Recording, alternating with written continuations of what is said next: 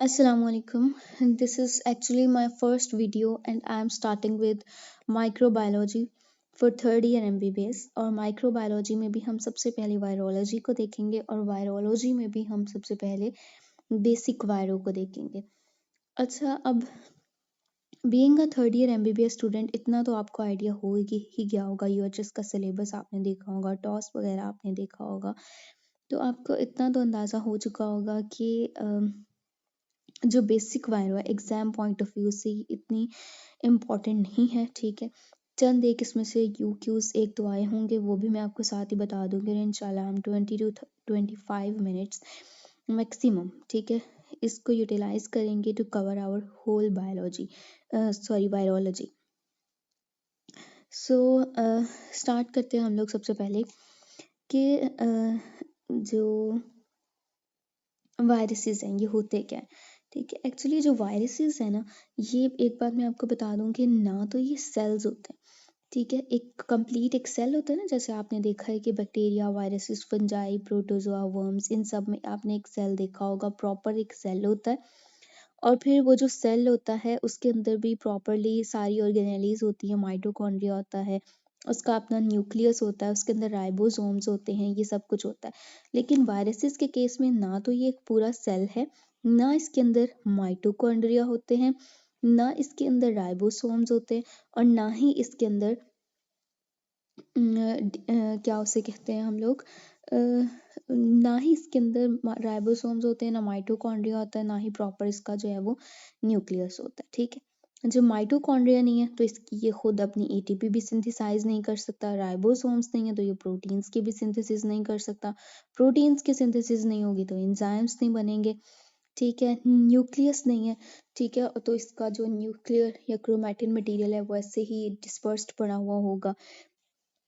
और एक और बात कि जो वायरसेस होते हैं ये they are too small to be seen under light microscope.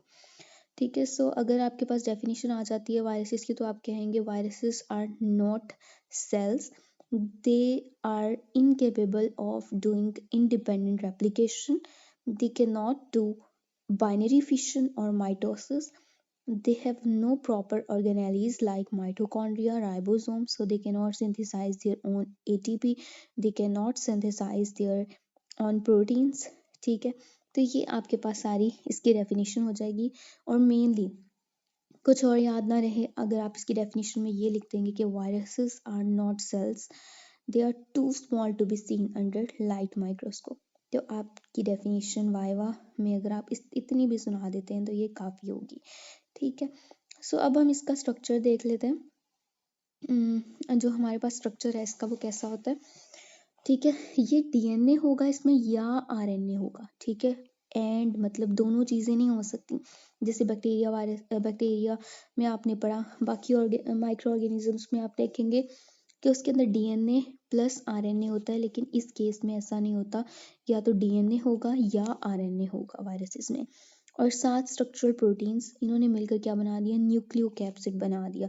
ये जो न्यूक्लियोकैप्सिड हमारे पास बना ये नेक्ड वायरस होता है। फॉर एग्जांपल आप ये समझ लें कि ये बाहर प्रोटीन कोट है, ठीक है, उसके अंदर यूं आपके पास ये डीएनए पड़ा हुआ है। ठीक है, तो ये आपका क्या है, ये न्यूक्लियोकैप्सिड बन गया, मतलब अंदर ये न्यूक्लियस और बाहर ये कैप्सिड बन गया, और इसको हम न्यूक्लियोकैप्सिड कहते हैं। और आपने देखा कि ये कवर्ड नहीं है किसी भी चीज़ से, तो ये नेक्ड वायरस है। नेक्स्ट हम देखते हैं कि अगर हमारे पास ये न्यूक्लियोकैप्सिड जो हमने अभी बनाया, ठीक है, जो न्यूक्लियोकैप्सिड ये वाला अभी हमने बनाया, प्लस आपके पास वायरल स्पेसिफिक ग्लाइकोप्रोटीन्स अगर आ जाएं तो ये इन्वेलप्ड वायरस बन जाता है। ये है आपके पास जो भी मैं ड्रॉ कर रही हूँ, ये है वायरल स्पेसिफिक ग्लाइकोप्रोटीन्स। ठीक है, host membrane with viral specific glycoproteins, तो ये क्या हो गया हमारे पास, इन्वेलप्ड वायरस हो गया। ठीक है, और ये जो इन्वेलप होता है ये ज़रूरी होता है, इट इज़ क्रिटिकल फॉर इन्फेक्शियसनेस और पैथोजेनिसिटी ऑफ दैट वायरस। ठीक है, सो ये भी हमारे पास हो गया कि इसका स्ट्रक्चर कैसा है और इसकी मॉर्फोलॉजी कैसी है। ये पूरा का पूरा इन्वेलप्ड वायरस है, और अगर सिर्फ और सिर्फ ये अंदर वाला हम देखें, बाहर इन्वेलप को ना देखें, तो ये अंदर वाला स्ट्रक्चर न्यूक्लियोकैप्सिड होता है। और अगर साथ हम host membrane with viral specific glycoproteins आ जाएं तो ये क्या बन गया हमारे पास, इन्वेलप्ड वायरस बन गया। नेक्स्ट हम देखते हैं जी वायरल रेप्लिकेशन कैसे होती है।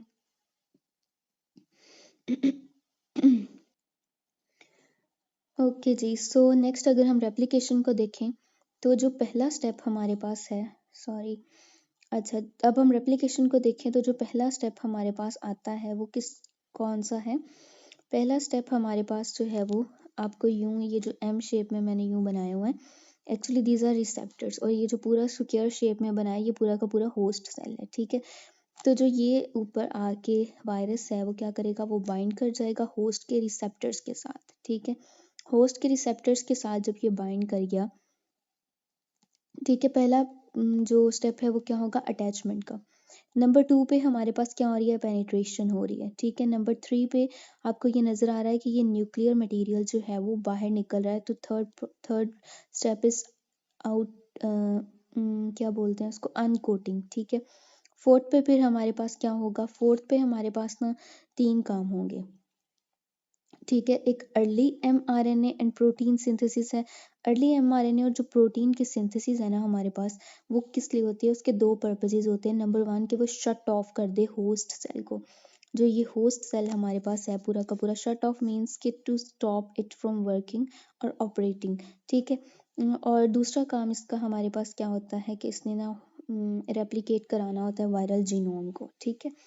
जो हमारे पास लेट mRNA एंड प्रोटीन्स होती हैं, उनमें हमारे पास स्ट्रक्चरल प्रोटीन्स आती हैं मेनली, ठीक है। और तीसरा ABC आप लिख सकते हैं, ठीक है। ये फोर्थ पॉइंट की मैं बात कर रही हूँ, फोर्थ पॉइंट का नाम हमारे पास है मैक्रोमोलेक्यूलर सिंथेसिस, ठीक है, मैक्रोमोलेक्यूलर सिंथेसिस। सो सी पार्ट क्या होगा, इसमें भी रेप्लिकेशन होनी होती है वायरल जीनोम की। सो नेक्स्ट अगर हम लोग फिफ्थ पे देखें तो फिफ्थ पे हमारे पास पोस्ट ट्रांसक्रिप्शनल मॉडिफिकेशन हो रही होती है प्रोटीन्स की। सिक्स पे अभी जो न्यूली वायरस बने हैं हमारे पास, उनकी असेंबली होगी, असेंबली ऑफ न्यू वायरस, ठीक है। नेक्स्ट 7 पे हमारे पास क्या होनी है, release of virus out of cell, जो कि 2 प्रोसेसेस की वजह से होती है, या तो यूं बडिंग हो रही होती है या फिर वो सेल को तोड़ फोड़ देता है और फिर रिलीज होता है वायरस, ठीक है। यह लाइसिस ऑफ सेल होती है। सो नेक्स्ट देखते हैं हम लोग, ये वही वाली बातें हैं जो मैं पहले बता चुकी हूँ। अटैचमेंट होगी सबसे पहले, फिर पेनिट्रेशन होगी, फिर अनकोटिंग, ये सारे स्टेप्स मैं बता चुकी हूँ, ठीक है। अच्छा जी, नेक्स्ट है हमारे पास important steps of viral replication. तो इसमें भी यही है, स्प्रेड के वायरस जो होता है ये स्प्रेड किस तरह से करता है, ठीक है। तो जो वायरस है ये हमारे पास स्प्रेड करेगा देखें, जो रिमेनिंग मैकेनिज्म्स है ना हमारे पास, जैसे रिमेनिंग मैकेनिज्म्स कौन से हैं भला हमारे पास, के रिमेनिंग नहीं, sorry, same mechanisms as other pathogens, जो कि बाकी पैथोजेंस यूज़ करते हैं, वो कौन से हैं कि वाया रेस्पिरेटरी ड्रॉपलेट्स होगी या सेक्सुअली ट्रांसमिट होंगे। और इसके अलावा एक न्यू क्या है, आर्थ्रोपोड बोर्न वायरसेस भी होते हैं। आर्थ्रोपोड बोर्न वायरसेस क्या होते हैं, एक्चुअली आर्थ्रोपोड हम इंसेक्ट्स को कहते हैं, कि ऐसे वायरसेस जो कि इंसेक्ट्स के ज़रिए स्प्रेड करते हैं उनको हम क्या कहते हैं, आर्थ्रोपोड बोर्न वायरसेस कहते हैं, ठीक है। और मेनली इनको आर्बो वायरसेस कहा जाता है, ठीक है। Most belong to 3 familial taxonomic groups, ज़्यादातर वायरसेस जो होते हैं वो इन्हीं 3 ग्रुप से बिलोंग कर रहे होते हैं। उसमें फ्लेवी वायरस, बुनिया वायरस और टोगा वायरस, एंसेफ्लाइटिस वायरसेस, ठीक है। अब इसका निमोनिक जो आपने याद रखना है वो ये यूं कि फ्लेवी एक लड़का है, ठीक है। कोई स्किट परफॉर्म कर रहा है अपने कॉलेज में, उनके कॉलेज में कोई कंपटीशन वगैरह हो रहा है, तो उसमें उसको रोल दिया गया कि वो टोगा वायरस का रोल प्ले करेगा, ठीक है। कोई यूं ही मतलब कोई इंफॉर्मेटिव सा है, माइक्रोबायोलॉजी के बारे में कोई स्किट परफॉर्म कर रहे हैं, तो फ्लेवी एक लड़का है और वो अपने उस किट में टोगा वायरस बन के आ रहा है, ठीक है। बनया, बनया पंजाबी का वर्ड है कि फ्लेवी अपने स्किट में टोगा वायरस बनया, ठीक है। सो बुनिया वायरस, टोगा वायरस, एंसेफ्लाइटिस वायरसेस हो गए। नेक्स्ट हमारे पास क्या है कि जो मॉस्क्यूटोज होते हैं ये मोस्ट कॉमन वेक्टर्स होते हैं, ठीक है, मॉस्क्यूटोज। लेकिन जो टिक्स हैं, मिजेस वगैरह हैं और सैंड फ्लाइज हैं, ये लेस कॉमन वेक्टर्स होते हैं। नेक्स्ट हमारे पास अटैचमेंट आ गई है। अटैचमेंट जो होती है ना वो भी इसी तरह से होती है कि ये होस्ट सेल आप देख लें, उसके साइड पे यूँ रिसेप्टर्स लगे हुए हैं। अगर तो इन्वेलप्ड है वायरस तो उसकी अटैचमेंट किस तरह से होगी कि उसके जो ये ग्लाइकोप्रोटीन्स है ना, वायरल स्पेसिफिक ग्लाइकोप्रोटीन्स, वो बाइंड करेंगे रिसेप्टर के साथ, होस्ट के रिसेप्टर के साथ। और अगर नेक्ड वायरस है तो उसके ऊपर जो प्रोटीन्स हैं वो बाइंड करेंगे रिसेप्टर के साथ। ओके, बस ये हो गया। नेक्स्ट हमारे कोई रॉकेट साइंस नहीं थी इसमें, ठीक है। नेक्स्ट है हमारे पास कि ये जो इंटरेक्शंस अभी मैंने आपको दिखाया ना, ये वाला जो इंटरेक्शन, होस्ट का इंटरेक्शन इस वायरस के साथ, वो दो चीज़ों को डिटरमिन करता है। नंबर वन, टिश्यू स्पेसिफिसिटी को, कि कौन से टिश्यू पर ये वायरस एक्ट करेगा। जैसे लीवर के ऊपर खास तौर पर हेपेटाइटिस बी वायरस जो है वो सिर्फ और सिर्फ लीवर के ऊपर ही एक्ट करते हैं। एक तो ये टिश्यू स्पेसिफिसिटी को डिटरमिन करेगा, और दूसरा ये होस्ट स्पेसिफिसिटी को डिटरमिन करेगा कि कौन से होस्ट पे ये वायरस बाइंड करेगा। आइदर ये वायरस जो है वो किस पर, ह्यूमंस पर बाइंड करेगा, ह्यूमंस को इन्फेक्ट करेगा, या किसी एनिमल को जैसे हॉर्सेस वगैरह को इन्फेक्ट करेगा। तो it determines these host cell and virus interactions will determine two things. कौन सी two things? One is host specificity and one is tissue specificity. So next हमारे पास ये जो टिश्यू स्पेसिफिसिटी है इसको हम ट्रोपिज्म भी कहते हैं। अब ट्रोपिज्म हमारे पास क्या होता है? ट्रोपिज्म यही है कि वायरस की ability to bind with a specific organ और to infect a specific organ, इसको हम कहते हैं ट्रोपिज्म। नेक्स्ट है हमारे पास कि वायरस की एंट्री सेल के अंदर कैसे होती है, जो मैंने पीछे आपको दिखाया कि स्क्वायर शेप सेल यूं करके था। तो रिसेप्टर मीडिएटेड एंडोसाइटोसिस के जरिए जो थी वो हमारे पास इसकी वायरस की एंट्री हो रही थी इनसाइड द सेल। अब अगर इन्वेलप्ड वायरस है तो इन्वेलप्ड वायरस का जो वायरल इन्वेलप है, ठीक है, ये बाहर वाला, वो इस सेल मेम्ब्रेन के साथ इंटरेक्ट करेगा, ठीक है। और अगर नेक्ड वायरस है तो आपको पता है यहाँ पे क्लैथरीन कोटेड पिट्स होती हैं, उनके ज़रिए से फिर ये इनसाइड मूव करते हैं, या पहले पढ़ा हुआ आपने रिसेप्टर मीडिएटेड एंडोसाइटोसिस में। नेक्स्ट हमारे पास आता है रेप्लिकेशन ऑफ वायरल जीनोम। जो रेप्लिकेशन होती है वायरल जीनोम की, वो जो जितने भी प्रोजेनी वायरसेस बनते हैं उनका न्यूक्लियर मटेरियल या chromatin material, nucleic acid sequence exactly similar to that of parent virus होता है। रिलीज ऑफ वायरसेस अगर हम देख लें तब भी आपने पहले जो स्क्वायर शेप मैंने सेल दिखाया, एक यूं करके वायरस रिलीज करा था और एक यूं, ठीक है। यहाँ से एक वायरस रिलीज हो रहा है, कि यहाँ से रिलीज हो रहा है। तो जो वायरस हमारे पास जो इन्वेलप्ड वायरस होता है मेनली वो बडिंग की वजह से, बडिंग करवा के ना होस्ट सेल की, फिर रिलीज होता है। लेकिन ये जो हमारे पास कौन सा है, जो नेक्ड वायरस है वो सेल की लाइसिस कराएगा पहले और फिर रिलीज होगा। इसीलिए अभी तक कोई भी परसिस्टेंट प्रोटेक्टिव इन्फेक्शंस जो है वो नेक्ड वायरसेस के केस में नहीं देखे गए। परसिस्टेंट प्रोडक्टिव इन्फेक्शंस क्या होते हैं? ये मेनली वो इन्फेक्शंस होते हैं जिसमें वायरस जो होता है ना वो क्लियर नहीं होता। मतलब एक सेल है उसमें से वायरस जो है अगर वो रिलीज भी हो जाता है ना, तो वो मतलब कुछ ना कुछ अपना कंटेंट यहाँ पे वायरस अपना छोड़ ही देता है सेल के अंदर, होस्ट सेल के अंदर, यहाँ से वो प्रॉपरली क्लियर नहीं हो पाता, ठीक है। सो नेक्ड वायरसेस क्योंकि सेल की लाइसिस करा देते हैं, तोड़ फोड़ करा देते हैं, तो सारा का सारा जो कंटेंट था वायरस का वो अल्टीमेटली रिलीज हो जाएगा।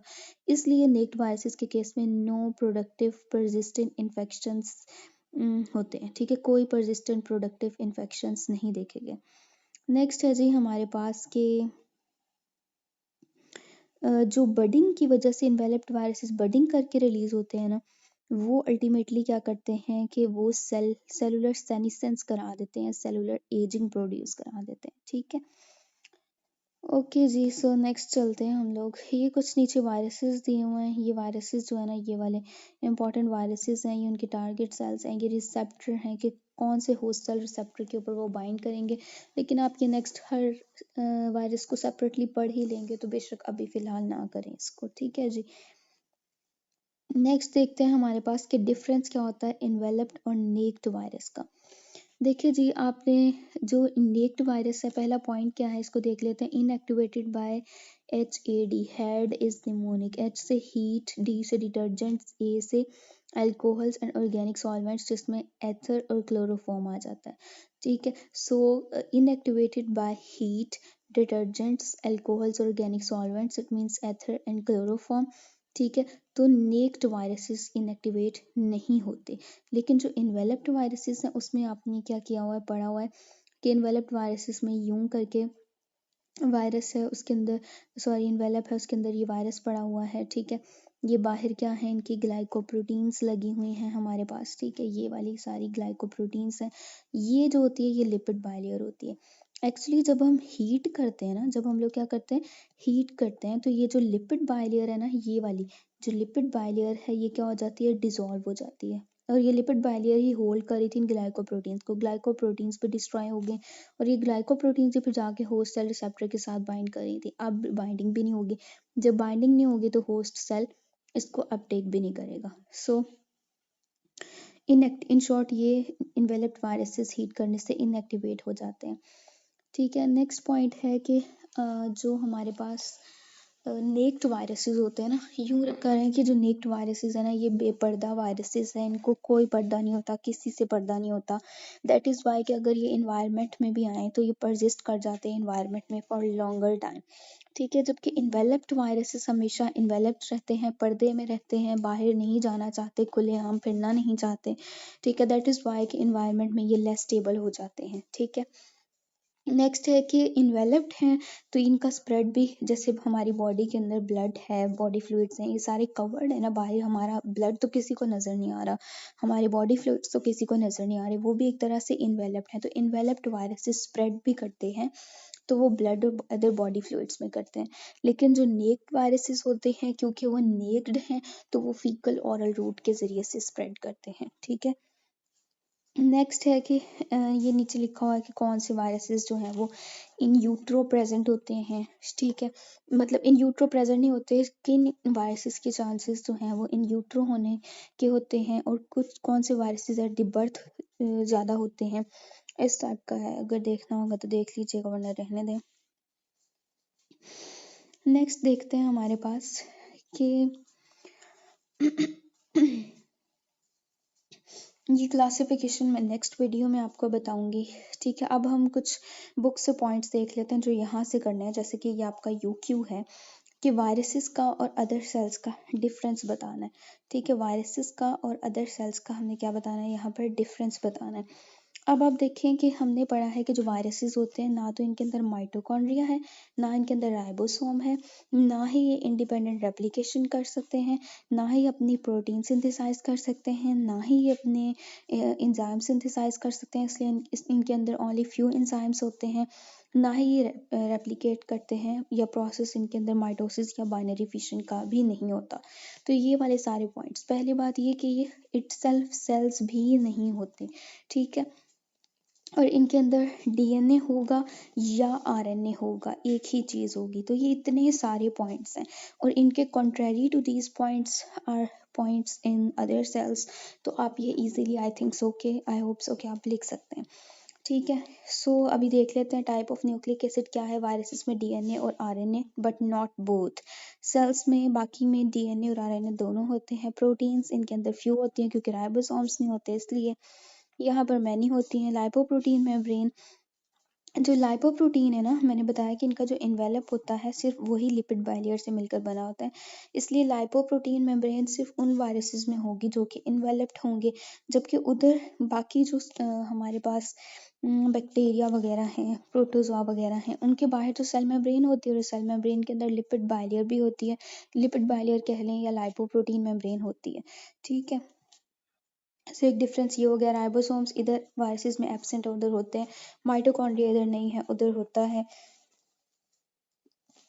यूकैरियोटिक सेल्स में होता है। तो दीज आर टोटली 7 पॉइंट्स, और मेरे ख्याल से आप एक्स्ट्रा पॉइंट्स भी लिख सकते हैं कि यहाँ पर आप ऐड कर दें कि इनको लाइट माइक्रोस्कोप से नहीं देखा जा सकता, उनको देखा जा सकता है। तो आप इस तरह से खुद ही पॉइंट्स इवेलुएट करके लिख सकते हैं, ठीक है। यहाँ पर करके इसकी डेफिनेशन है जिसको मैंने वीडियो के स्टार्ट में भी इलस्ट्रेट किया था, ठीक है जी। वैसे ये यू क्यू है, ठीक है। उससे नेक्स्ट हमारे पास आप आ जाएं तो आप सॉरी आप यहाँ पर देख लें कि हमारे पास लिखा हुआ है कैप्सिड। कैप्सिड क्या होता है कि वायरल प्रोटीन्स को बोलते हैं हम लोग कैप्सिड, ठीक है। किसके अंदर जो न्यूक्लिक एसिड है ना वो सराउंडेड होता है वायरल प्रोटीन से, और इस प्रोटीन्स को इसको हम फिर कैप्सिड कहते हैं। और कैप्सिड जो है वो बहुत सारे सब यूनिट से मिलकर बनी होती है, यूं सब यूनिट से मिलकर बनी होती है, और इन सब यूनिट्स को हम क्या कहते हैं, कैप्सोमेयर्स कहते हैं। ठीक है, ये सारी बातें मैं आपको बता चुकी हूँ। अब इनकी वायरसेस की जो शेप होती है वो हमारे पास क्या होती है, इकोसाहेड्रल शेप होती है इनकी, या फिर हेलिकल शेप्ड होते हैं। ठीक है, ये आप गूगल से सर्च करके देख लीजिएगा कि कौन कौन सी शेप है इनकी। अब जो इकोसाहेड्रल शेप होती है ये हमारे पास मेनली इन्वेलप्ड होते हैं, और नेक्ड भी हो सकते हैं इकोसाहेड्रल वाले। और इसके एग्जाम्पल में आपके पास आएगा पोलियो वायरस। और जो हेलिकल वाले होते हैं इसमें रेबीज आएगा। ठीक है, और ये हमेशा जो है वो इन्वेलप्ड ही होते हैं, ये नेक्ड नहीं होते। एच वाले ये इन्वेलप्ड भी हो सकते हैं, नेक्ड भी हो सकते हैं, ये वाले जो हैं वो सिर्फ इन्वेलप्ड ही होते हैं। और इसके एग्जाम्पल में रेबीज आएगा, HR। ठीक है, HR भी कोई डिग्री या कोई इस टाइप का होता है कुछ। ठीक है, तो HR से याद कर लें, इधर IP। ठीक है, पोलियो वायरस, और ये इन्वेलप्ड और नेक्ड दोनों होते हैं। उससे नेक्स्ट अगर हम लोग आ जाएं तो अच्छा, उसके बाद ये है कि जो वायरसेस होते हैं ना, जैसे मैंने पीछे आपको डिफरेंस बताया कि आप ये तो आप लिख सकते हैं। तो ये जो मैंने आपको डिफरेंस बताया इसमें आप एक और पॉइंट ये भी ऐड कर सकते हैं कि जो वायरसेस होते हैं ये इनकोडेड होते हैं सिंगल वायरल जीनोम से, ये हैप्लॉइड होते हैं। ठीक है, जबकि बाकी सेल्स डिप्लॉइड भी हो सकते हैं। नेक्स्ट ये यूक्यू है हमारे पास प्रायोन्स का डिफरेंस वायरस कन्वेंशनल वायरसेस से। एक्चुअली जो हमारे पास प्रायोन्स होते हैं ना, इसकी डेफिनेशन क्या है कि प्रायोन्स जो होते हैं दे आर इन्फेक्शियस पार्टिकल्स, ठीक है, that are composed scarcely of proteins. P से प्रायोन्स, पी से प्रोटीन, सिर्फ प्रोटीन से मिलकर बनी होती है, कोई इसके अंदर DNA नहीं होता, कोई इसके अंदर RNA नहीं होता। और मेनली ये हमारी ना दो brain disease, neuro degenerative diseases करा रही होती हैं, जिकोब क्रूड्सफेल्डेड जैकॉब डिजीज, और दूसरी स्पॉन्जिफॉर्म एनसेफलोपैथीज टाइप की। मतलब मेनली ये हमारे ब्रेन को ही अफेक्ट कर रही होती हैं। ठीक है, और इसके अंदर दो तरह की प्रोटीन्स होती हैं, एक अल्फा हेलिक्स प्रोटीन्स होती हैं और एक इसके अंदर बीटा प्लीटेड शीट्स होती हैं। जो अल्फा हेलिक्स होती हैं ये नॉन पैथोजेनिक होती हैं, बीटा प्लीटेड शीट्स जो हैं ये हमारे पास पैथोजेनिक होती हैं। और ये जो प्रायोन्स हैं इनको इनकोड कौन कर रहा होता है, सेलुलर जीन्स इनकोड कर रही होती हैं। ठीक है, सो बहुत सारी बातें मैंने, अच्छा और इसके अलावा क्या है कि ये ना हीट स्टेबल होते हैं। जो प्रायोन्स होते हैं ना ये हीट स्टेबल होते हैं। ठीक है, और सो अब हम इसके नेक्स्ट डिफरेंसेस देख लेते हैं। इतनी सारी बातें मैंने बता दी। Opposite to that, contrary to that virus, conventional viruses में आप लिख देंगे। अब हम देख लेते हैं वैसे इसको। ठीक है, यूं देख लें आप लोग। पहली बात क्या लिखी है कि particle contain nucleic acid. Prions में न्यूक्लिक एसिड नहीं होता, वायरसेस में होता है। Particles contain proteins.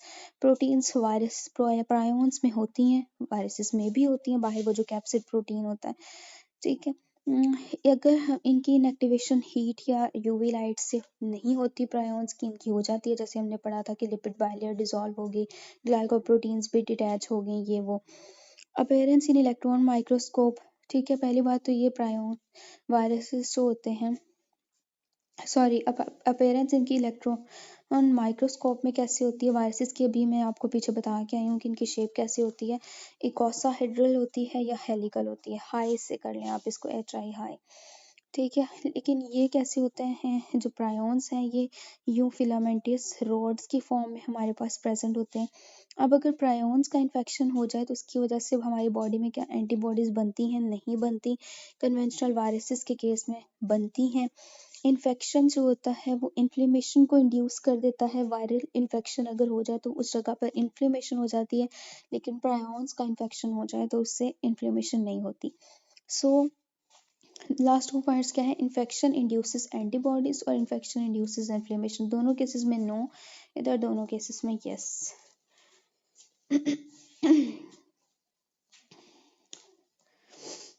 ओके जी, सो नेक्स्ट यहाँ पर हमारे पास क्या है, यहाँ पर वायरल ग्रोथ कर्व दिखाई गई है। वायरल ग्रोथ कर्व में मेनली आप जो है ना वो इस डेफिनेशन को याद कर लें।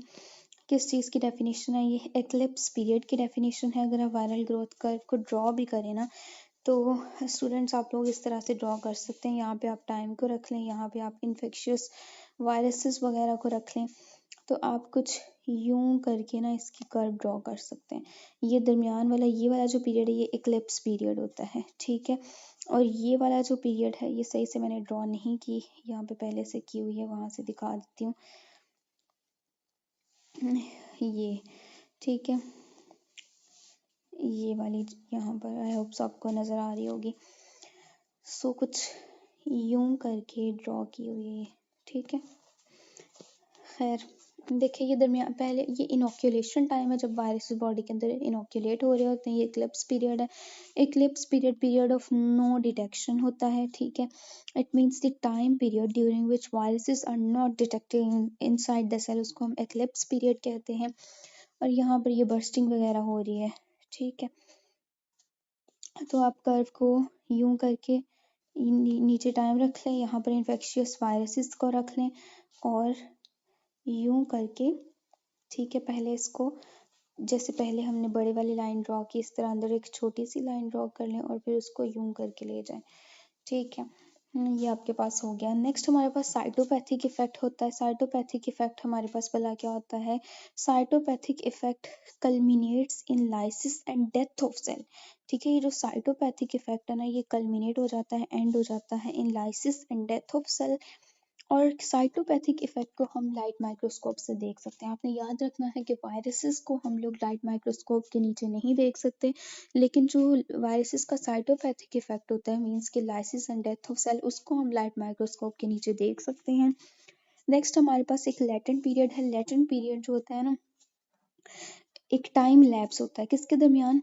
Between onset of viral infection, ठीक है, कि ऑनसेट जहाँ पर हुआ है वायरल इन्फेक्शन का, और जब तक हमारे पास वायरस जो है वो एक्स्ट्रा सेलुलरली अपीयर नहीं हो जाता, इसके दरमियान जो टाइम लैप्स है ना, उसको हम कहते हैं लेटेंट पीरियड, ठीक है। यहाँ पर डेफिनेशन लिखी हुई है इसकी।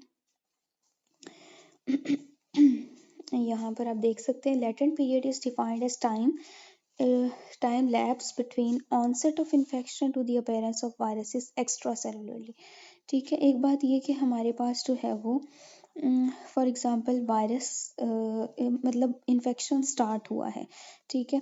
तो इन्फेक्शन के ऑनसेट से लेकर वायरस के एक्स्ट्रा सेलुलरली अपीयर होने तक के दरमियान के टाइम को हम लेटेंट पीरियड कहते हैं, ठीक है जी। सो ये एक वायरल ग्रोथ कर्व थी आपके पास, ठीक है। नेक्स्ट हमारे पास ना ये था कि जो वायरल जीनोम है ना, उसके अंदर या तो वो पॉजिटिव पोलैरिटी का होता है या नेगेटिव पोलैरिटी का होता है। पॉजिटिव पोलैरिटी जो होती है ना, उसका मतलब ये है कि सेम बेस सीक्वेंसेस हों उसके मैसेंजर आरएनए के जैसे, ठीक है। अगर उस जीनोम के सेम बेस सीक्वेंसेस हो एज मैसेंजर आरएनए, तो हम उसको कहते हैं पॉजिटिव पोलैरिटी है इसकी। और उस केस में हमें डीएनए पॉलीमरेज नहीं चाहिए होता, सॉरी डीएनए आरएनए पॉलीमरेज जो भी है, ये रिवर्स ट्रांसक्रिप्टेज एंजाइम नहीं चाहिए होता। जाहिर सी बात है, अब हमने ट्रांसक्रिप्शन क्यों करानी है जब पहले से ही इसके जीनोम के बेस सीक्वेंसेस वैसे हैं जैसे मैसेंजर आरएनए के हैं। दूसरी बात नेगेटिव पोलैरिटी। अगर नेगेटिव पोलैरिटी वो होती है जिसमें वायरल जीनोम के जो बेस सीक्वेंसेस है ना, वो मैसेंजर आरएनए के जैसे ना हो, बल्कि कॉम्प्लीमेंट्री हो मैसेंजर आरएनए के। फॉर एग्जांपल ये मैसेंजर आरएनए है हमारे पास, ये वाला, इसके बेस सीक्वेंसेस में हमारे पास क्या है भला? ए है, सी है, कर लें, यहाँ पे जी है। तो ये जो वायरल जीनोम है, ये वाली वायरल जीनोम है, इसके ऊपर यहाँ पर जी हो, जी की जगह सी हो, मतलब complementary to that of RNA, having base sequences that are complementary to messenger RNA. और यहाँ पर पॉलीमरेज चाहिए होता है ताकि वो एक जैसा सीक्वेंस जो है वो क्रिएट किया जा सके। सो नेक्स्ट हमारे पास क्या है? लाइसोजेनी है। अच्छा जी, जो लाइसोजेनी है ना, लाइसोजेनी हमारे पास क्या होती है, इसको आप देख लें कि ना इट इज़ द प्रोसेस जिसके ज़रिए से जो वायरल जीनोम है ना, जैसे ये हमारे पास फॉर एग्जांपल समझ में कोई बैक्टीरिया है और ये कोई ऊपर वायरस है, ठीक है। ऐसा प्रोसेस जिसके अंदर वायरल जीनोम जो होती है, the process in which the viral DNA or genome becomes integrated into the bacterial or host chromosome. यहाँ पर होस्ट का क्रोमोसोम पड़ा, इसके अंदर आके जब ये वायरल डीएनए जो है वो इंटीग्रेट कर जाएगा, ये वाला वायरल डीएनए यहाँ पर आकर इंटीग्रेट कर जाएगा, उस प्रोसेस को हम लाइसोजेनी कहते हैं। और लाइसोजेनिक कन्वर्जन क्या थी कि इस प्रोसेस के जरिए इस होस्ट सेल के अंदर इस बैक्टीरिया के अंदर जो भी चेंजेस आती हैं, new characteristics that are acquired by the host cell after integration of the viral DNA is known as viral DNA और वायरल प्रोफेज जीन। जो एक्चुअली ये हमारे पास वायरल डीएनए और आरएनए है, इसको हम लोग प्रोफेज जीन कहते हैं। So the new traits that are required by the bacteria, ठीक है, आफ्टर द इनोक्यूलेशन और integration of viral prophage genes is known as lysogenic conversion.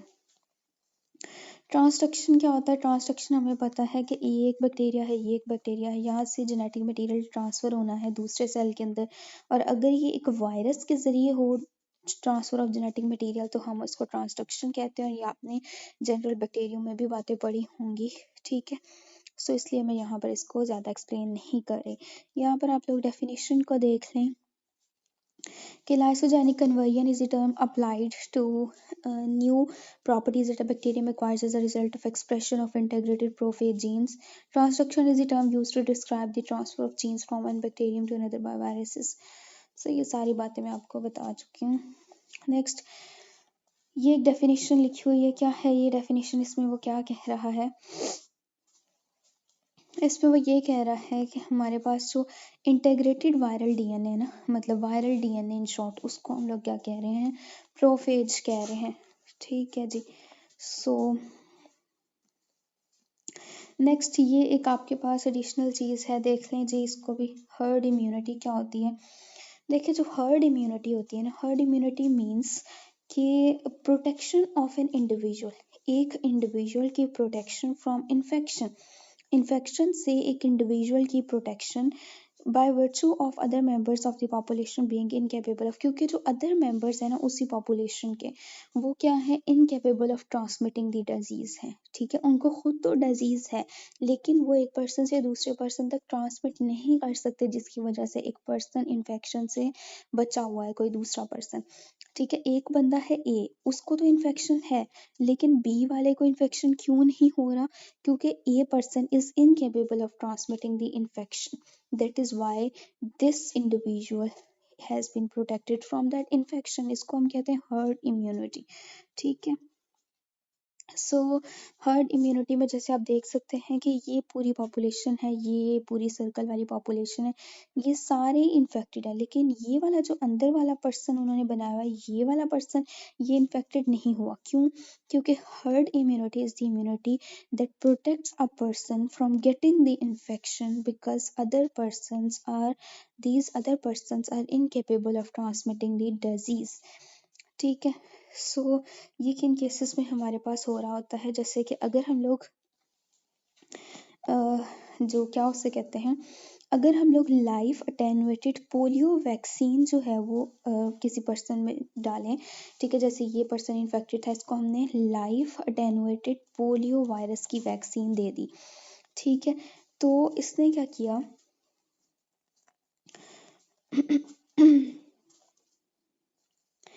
ठीक है, इसने क्या किया कि इसने ना मतलब ट्रांसमिशन ऑफ दैट वायरस को प्रिवेंट कर दिया कि ये पर्सन अब ट्रांसफ़र नहीं कर सकता इन्फेक्शन किसी और को, अगरचे इस पर्सन को खुद वो इन्फेक्शन है, ठीक है।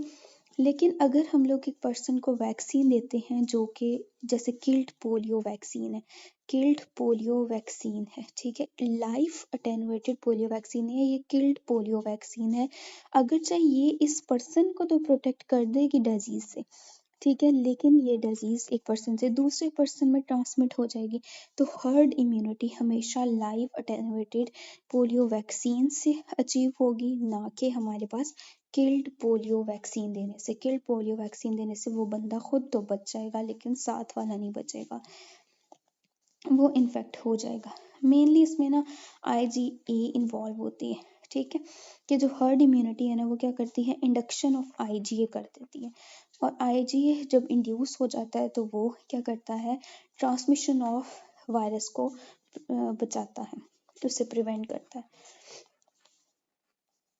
सो नेक्स्ट अगर हम लोग ये पैसिव इम्यूनिटी लिखी हुई है यहाँ पे, पैसिव इम्यूनिटी हमें पता है कि जिसमें ना प्री फॉर्म्ड एंटीबॉडीज़ की एडमिनिस्ट्रेशन की जाती है। जैसे कि मदर जो है, फॉर एग्जांपल ये मदर है, ये प्लेसेंटा है और ये फीटस है, तो प्लेसेंटा क्रॉस प्लेसेंटा मदर से फीटस में IgG एंटीबॉडीज़ आ जाती हैं, ठीक है, और वो फीटस के अंदर जो है वो इम्यूनिटी प्रोवाइड करती हैं। और जो मदर का क्लोस्ट्रम होता है, क्लोस्ट्रम का पता होगा आपको, ठीक है, तो वो क्लोस्ट्रम के अंदर से जो बेबी न्यू बॉर्न को मदर के मिल्क से जो एंटीबॉडीज मिल रही होती हैं वो IgA एंटीबॉडीज होती हैं, ठीक है। तो इस तरह मतलब pre formed antibodies, administration of pre formed antibodies हो रही है फीटस में और न्यू बॉर्न में, और उनके अंदर इम्यून सिस्टम जो है वो इम्यूनिटी उनको मिल रही है जब तक कि वो एंटीबॉडीज उसकी बॉडी में परसिस्ट करेंगे। Okay ji, I hope so कि आपको ये समझ आ गई होगी।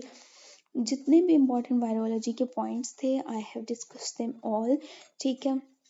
और मेरा नहीं ख्याल कि इससे बाहर आपको जाना पड़ेगा या इससे बाहर जाने की आपको बिल्कुल भी ज़रूरत है। क्लासिफिकेशन मैं नेक्स्ट वीडियो में बताऊंगी। और ये वो सारी बातें थी जो कि एग्ज़ाम पॉइंट ऑफ व्यू से ज़रूरी थी, या फिर ये वो बातें थी जिनको करना क्लिनिकल वायरोलॉजी से पहले जिनको समझना ज़रूरी था, ठीक है। कोई एक्स्ट्रा बात नहीं की और मेन बातें भी सारी की हैं मैंने इसमें। सो आई होप सो कि आपको समझ आ गई होगी। अगर आपको समझ नहीं आई या मुझसे कोई मिस्टेक हुई है इन सब चीज़ों को इलस्ट्रेट करने में, तो आप मुझे कमेंट सेक्शन में बता सकते हैं। Thank you very much.